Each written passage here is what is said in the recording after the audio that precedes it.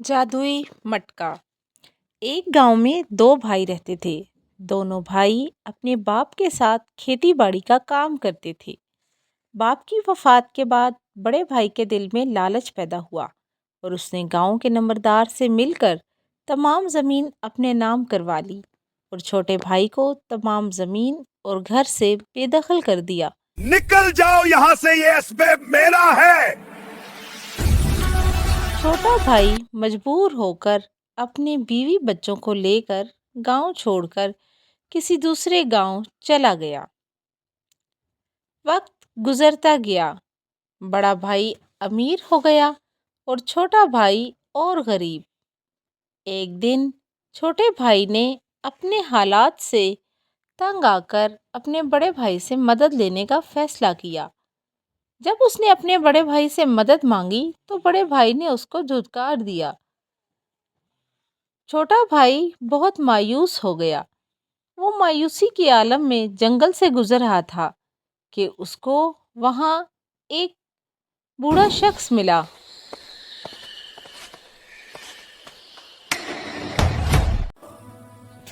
बूढ़े शख्स ने कहा, बेटा क्या तुम मेरी मदद करोगे? मुझे मेरे घर तक छोड़ाओ। छोटे भाई ने कहा, जी हाँ ज़रूर, मैं आपकी मदद करूँगा और आपको आपके घर तक छोड़ाऊँगा।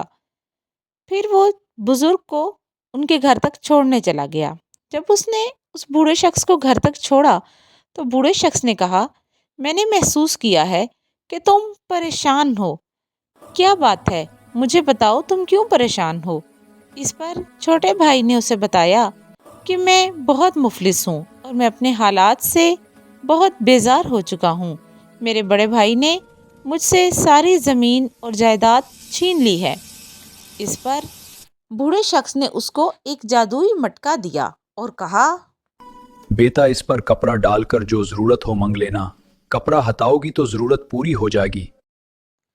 बस फिर क्या था, छोटा भाई वो जादुई मटका लेकर अपने घर पहुंच गया और आकर अपनी बीवी को इस जादुई मटके के बारे में बताया और फिर इस जादुई मटके को कपड़े से ढांप कर एक आवाज़ दी कि जादुई मटके, मुझे चावल चाहिए, जल्दी से चावल निकाल कर दो। जादुई मटकी ने जल्दी से इसको ढेरों चावल निकाल दिए। छोटा भाई, उसकी बीवी और बच्चे ये सब देखकर बहुत खुश हुए क्योंकि वो भूखे थे। उन्होंने 2 रोज से खाना नहीं खाया था। फिर आज उन्होंने पेट भरकर खाना खाया। इसके बाद छोटे भाई का जब जी चाहता वो इस जादुई मटके से कभी दालें, कभी गेहूँ, मुख्तलिफ अशिया निकालता रहता और आहिस्ता आहिस्ता उनको जाकर बाजार में फ़रोख्त भी करने लगा। दिनों में छोटा भाई बड़े भाई से भी ज़्यादा अमीर हो गया और उसकी अमीरी की खबर बड़े भाई तक जा पहुंची। बड़ा भाई ताज्जुब में था कि मेरा छोटा भाई इतनी जल्दी अमीर कैसे हो सकता है। यही जानने के लिए वो छोटे भाई के घर आ पहुंचा और रात के वक्त छुपकर उसके घर के अंदर तांग झांक करने लगा कि आखिर मेरे छोटे भाई को ऐसी क्या चीज़ मिली है जिसकी वजह से वो इतना जल्द अमीर हो चुका है। उसने छुप कर देखा तो छोटा भाई जादुई मटके से बहुत सारी चीज़ें निकाल रहा था। बस फिर क्या था, बड़े भाई के दिल में लालच पैदा हो गया और उसने इरादा कर लिया कि अब वो इस जादुई मटके को अपने छोटे भाई से चुरा लेगा। उसने जल्दी से अपने छोटे भाई के घर से जादुई मटका चोरी कर लिया। जब तक छोटे भाई और उसकी बीवी की आंख खुली तब तक बड़ा भाई जादुई मटका लेकर भाग चुका था। बड़े भाई को गांव से छुप छुप कर निकलते हुए सुबह हो गई और सुबह के वक्त उसको गांव का एक शख्स मिला। उसने बड़े भाई से ये मटके के बारे में सवाल किया कि भाई इस मटके में क्या है? इसमें क्या है भाई? मैंने संप करा है, वो इसमें मजबूती से बंद कर रखा है। बस फिर क्या था, बड़े भाई को तो लालच में ये भूल ही गया कि इस मटके के सामने जो कुछ कहा जाए वो सच हो जाता है।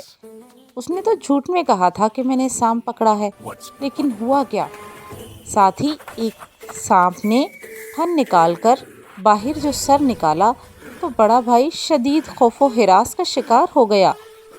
ڈر کے مارے وہ جلدی سے بھاگا، مٹکا چھوڑا اور میدان میں خود گر پڑا، لیکن سانپ نے اس کا پیچھا نہ چھوڑا۔ سانپ تو جیسے بڑے بھائی کے پیچھے ہی پڑ گیا تھا اور بالآخر سانپ نے اس کو ڈس لیا، اور وہ بڑا بھائی بیچارہ اپنی لالچ کی وجہ سے اپنی جان سے بھی ہاتھ دھو بیٹھا۔ جب چھوٹے بھائی کو پتہ چلا کہ اس کے بھائی کو سانپ نے ڈس لیا ہے تو وہ بھاگتا ہوا اپنے بھائی کے پاس پہنچا اور یہ دیکھ کر بہت افسردہ ہو گیا، رونے لگا اور دل میں خیال کرنے لگا کہ یہ سب کچھ میرے بڑے بھائی کے لالچ کی وجہ ہوا ہے۔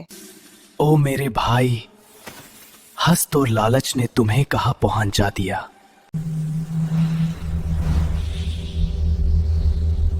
چھوٹا بھائی مٹکا لے کر گھر واپس پہنچا اور اپنی بیوی کو ساری داستان کہہ سنائی۔ ہر حال میں اللہ کا شکر ادا کرنا چاہیے۔ بالکل، لالچ اور حسد انسان کو تباہ کر دیتا ہے۔ اور اس کے بعد ان سب نے مل کر ایک ہی نتیجہ اخذ کیا کہ لالچ بہت بری بلا ہے۔ جھوٹ، حسد، لالچ، ان سب چیزوں سے ہمیشہ بچ کر رہنا چاہیے۔